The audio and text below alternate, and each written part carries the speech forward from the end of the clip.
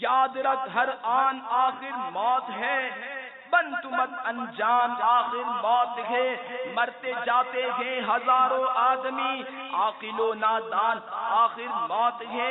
حضرت سیدنا حسن بصری علیہ رحمت اللہ القوی اپنے گھر کے دروازے پر تشریف فرما تھے کہ وہاں سے ایک جنازہ گزرا۔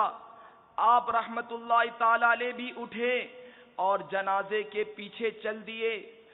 جنازے کے نیچے ایک مدنی منی زارو قطار روتی ہوئی دوڑی چلی جا رہی تھی۔ وہ کہہ رہی تھی، اے بابا جان، آج مجھ پر وہ وقت آیا ہے کہ پہلے کبھی نہ آیا تھا۔ حضرت سیدنا حسن بصری علیہ رحمت اللہ القوی نے جب یہ درد بھری آواز سنی تو آنکھیں اشک بار، دل بے قرار ہو گیا۔ دست شفقت اس غمگین و یتیم بچی کے سر پر پھیرا اور فرمایا، بیٹی تم پر نہیں بلکہ تمہارے مرحوم بابا جان پر وہ وقت آیا ہے کہ آج سے پہلے کبھی نہ آیا تھا۔ آپ رحمت اللہ تعالی علیہ نے اسی مدنی منی کو دیکھا کہ آنسو بہاتی قبرستان کی طرف جا رہی تھی۔ آنکھیں رو رو کے سجانے والے، جانے والے نہیں آنے والے، کوئی دن میں یہ سرا اوجڑ ہے، ارے او چھاؤنی چھانے والے۔ حضرت سیدنا حسن بصری علیہ رحمت اللہ القوی بھی حصول عبرت کے لیے اس کے پیچھے پیچھے چل دیے۔ قبرستان پہنچ کر مدنی منی اپنے والد مرحوم کی قبر سے لپٹ گئی، اپنے رخسار مٹی پر رکھ کر رو رو کر کہنے لگی، اے بابا جان، آپ نے اندھیرے میں چراغ اور غمخوار کے بغیر قبر کی پہلی رات کیسے گزاری؟ اے بابا جان، کل رات تو میں نے گھر میں آپ کے لیے چراغ جلایا تھا، آج رات قبر میں چراغ کس نے روشن کیا ہوگا؟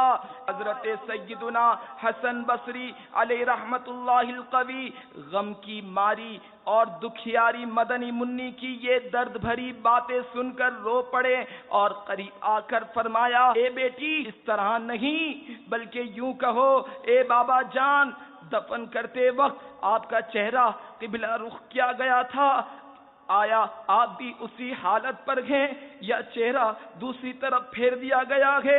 اے بابا جان، آپ کو صاف ستھرا کفن پہنا کر دفنایا گیا تھا، کیا آپ بھی وہ صاف ستھرا ہی ہے؟ اے بابا جان، آپ کو قبر میں صحیح و سالم بدن کے ساتھ رکھا گیا تھا، اب بھی جسم سلامت ہے یا اسے کیڑوں نے کھا لیا ہے؟ اے بابا جان، علماء فرماتے ہیں کہ قبر کی پہلی رات بندے سے ایمان کے بارے میں سوال کیا جائے گا تو کوئی جواب دے گا اور کوئی مایوس رہے گا، تو آپ نے اس سوال کا درست جواب دے دیا ہے یا ناکام رہے گے؟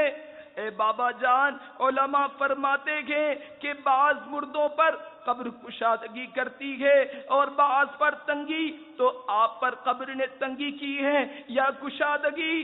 اے بابا جان، علماء فرماتے ہیں کہ کسی میت کے کفن کو جنتی کفن سے اور کسی کے کفن کو جہنم کی آگ کے کفن سے بدل دیا جاتا ہے، تو آپ کا کفن آگ سے بدلا گیا ہے یا جنتی کفن سے؟